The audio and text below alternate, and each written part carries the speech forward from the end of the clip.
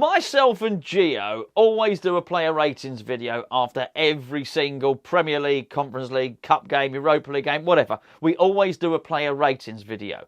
We do it over on our Patreon channel, and this stuff passes without incident, without controversy at all. Well, until now. Until the Wolves game. When I say without controversy, what I mean is Geo might think somebody has scored a 7 out of 10. I might think they've scored an 8 out of 10. There ain't a lot in it. Geo might think someone's scored, a 6 out of 10. I think they scored a 5 out of 10. It's close. Well, I tell you what, for the first time ever, we started off our player ratings video with complete and utter disagreement, not only in the scoreline, but in our justification for it as well. Not only in one player, it actually continued as it started, because it actually happened in the next player as well.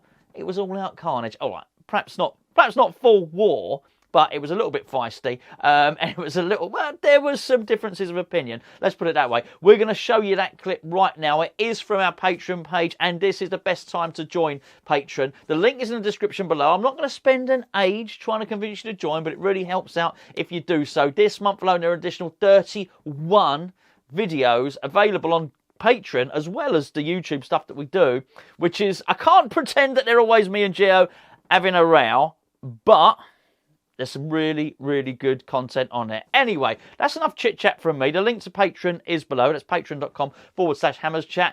Here's Geo basically being wrong. Do I kick us off with the keeper then, please, Lucas? But I'm going to give Fabianski a 6. I thought I'm going to give Fabianski a 6. What? Okay? No. You've forgotten how this works. All right, so you say your scores and I say mine. I can't give you my score and you tell me what my score is, right? So it's a 6, right?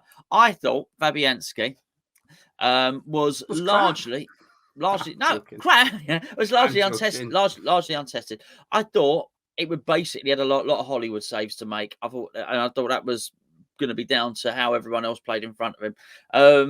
I thought the Podence one, I thought the Johnny one, the other one, they were all very long range shots, which I think were gettable, were Hollywood saves. But he had to do them, don't get me wrong, but I think none of them were unsighted. None of them his line of sight was blocked. And I thought he saved them well, but I didn't think he had a very busy day at all, which is why he's getting a 6.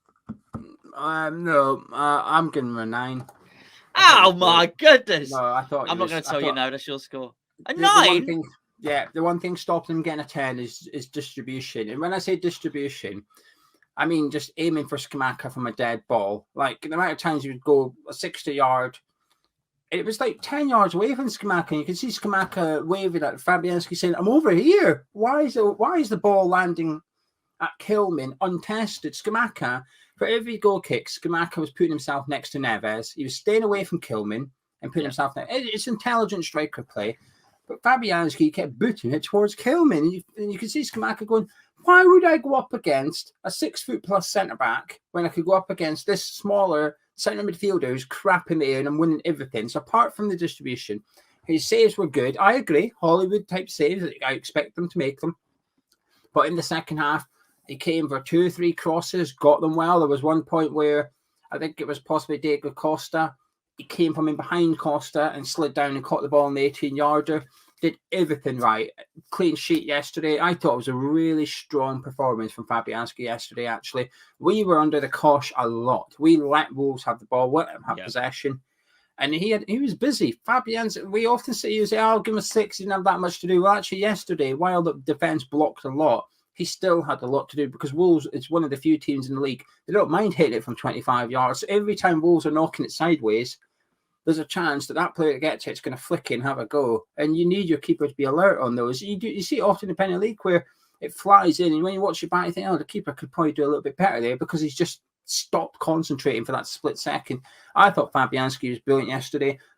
Time wasted, took the complete piss at times. But I liked it because Wolves were doing it when it was 0-0. So I think Fabianski thought, I'll give you a bit of that. I'll go from a water bottle and let the ball boy go get the ball and put it down for me. And I let Costa put it down my 6-yard line. Didn't get booked for it. Got told to hurry up on a couple of occasions. But he just killed the game a lot as well. I thought it was a fantastic game from Fabianski, actually. I was really, really pleased with him. And every time he came and caught that cross, there was only 3 or 4 times he did it, but it got a big round of applause because you could sense the tension a little bit when Wolves were, they get a goal here, we're squeaky bum time, but the ball come in, catch. One time didn't catch it, Costa should have scored. But that was down to poor defending rather than poor goalkeeping. So I'm going to give Fabianski a 9. Thought he was brilliant. Thilo Kehrer, however, not so brilliant. Oh, bloody hell, mate. How much did you drink yesterday? None. I had 2 and that was it. Right. I thought Kehrer was really solid, giving him a 7. I thought he provided a really good platform for Bowen. I thought, not a large part. Bowen did what Bowen did because Bowen's a talented player. But I thought a large part of that, he wasn't looking over his shoulder. He wasn't worried about what was going on behind him. I thought Kehrer was 2 things. Number 1, pace to defend, real pace at right back. He's our fastest right back, by the way. So immediately there, and I noticed a difference there. The other thing was from corners. We actually had an additional. So normally your right back's not clearing headers from corners. It's normally down to your centre backs. I thought with him in the team, we got to have another one. I know he's not massive, but he will win headers, and he did win headers, and he got a really good clearing header from a corner as well. I thought he defended well. I thought it was one of the reasons, by the way, that the Wolves manager switched Traore to the other wing, was because he wasn't getting any joy down that side. There was also Dawson as well, by the way, not just Kehrer, but they doubled up on Traore, and then he just went, right, actually, I can't, use over that side, I go on the other side. He had a lot more joy over the other one. I also thought, Again, his first instinct is to move it forward. He'll try and move the ball forward. Which changes. So basically, it changes a defence where normally they'd pass it to Dawson, then pass it to Zuma, then it go to Cresswell. Immediately, if he can, because he's 2-footed, if he can just dink it with his left foot, just straight into Souček, he'll do so, and so immediately the ball's in midfield. Also, he had the shot, which he come infield, got into a good position, had the shot, which led to Bowen's goal. 7 out of 10. I thought it was a really solid performance. I would like to see him at right back in the next game. I'll give him a 5. Goodness. I would also like to see him at right back in the next game. Going forward, he was fine. He was enthusiastic, but coming back, not so much. I thought far too often they were counter-attacking, and he was just jogging back. Honestly, I was almost wanting someone to. Dawson was screaming at him quite a lot. Dawson was saying to him, "Get back and stay here, will you?" Dawson was having to almost coach him through the second. I can't comment on the first half. It's down there in the pitch. I couldn't see it. Second half, Dawson was having to communicate with Kehrer so much. In possession, I thought Kehrer was fantastic, an 8 or something. But defensively, I just felt he was so lazy at getting back. They had a goal disallowed, which I don't know how offside it was, but it was his man that's put him back in the net. But he's miles away from him. He's got nowhere. He's just trotting back. And Dawson had almost a babysitting job to do in the second half with Thilo Kehrer on his right-hand side. Now, I want to see Kehrer remain at right back. It's a role he could get used to and he could grow into. There was enough there that was promising. 5 is average. 5 doesn't mean he's had a bad game. It just means I thought he was all right. And that's what I thought. Out of possession, I thought he was, I wouldn't say a liability, but cause for concern for me, certainly. And I think the reason they switched to Traore, I disagree why they switched him. It wasn't because he was getting no joy against Kehrer. He was just cutting in. Traore's right-footed. He kept cutting in into a crowded area. His shots were getting blocked. Goes down against Cresswell. He goes down the line and crosses it. And then Diego Costa's on the pitch at this point. So let's get the crosses in for Diego Costa. It almost worked at one point. So that's why I saw the switch happen. It wasn't because of Thilo Kehrer. It was because I think they wanted to just go a bit more direct and start sticking into the air, into the box for Diego Costa, and Traore is the best way to do it.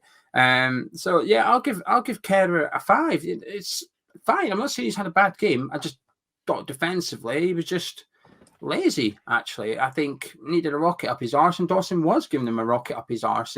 And that's one thing I actually liked about yesterday. There was a lot of players holding each other to account, which it may happen in other games. I don't know. I haven't been there. But when you're there, you can see a lot more.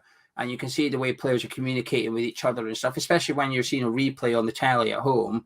There's times I know there would have been a replay on the telly at home where you can watch how Dawson, Kehrer, Suchek, and all that are speaking to each other and waving their arms and stuff. And I quite liked it, actually. And as a thank you for sticking around this long, I'm going to give you a sneak peek preview of what you can get from being a patron this month. But as Gonzo said earlier, there are 31 Patreon exclusive videos going up in October alone. That's including the player ratings show, Hammerlytics, Geo's match prediction preview show, exclusive interviews, mug of tea, 2 spanners, 1 hammer, alongside all of the other benefits you get, including audio versions of the videos and a monthly giveaway where every month we give away some top prizes, including signed shirts, prints, photos, books, Hammer's Chat merch, and in fact, October's prizes are some of the best yet. I'll let Geo explain because I don't think I can do it justice.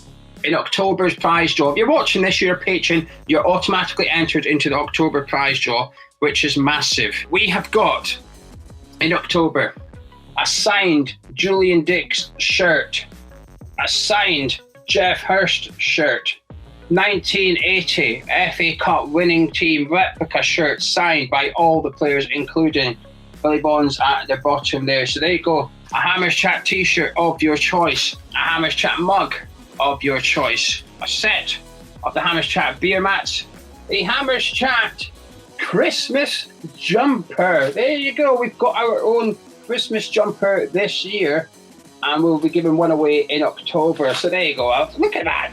I quite like it, actually. I hate Christmas. I absolutely despise Christmas, but it's quite a good design, actually, and it's quite a nice jumper. And after all that, he even showed the golden prize for our Christmas giveaway, which I won't lie, I kind of want. So why not head on over to patreon.com/Hammers Chat. Link is in the description below, and have a look. All the support is massively appreciated because none of this would be possible without you. We appreciate it. Subscribe if you haven't already, like the video, and we'll see you for the next one.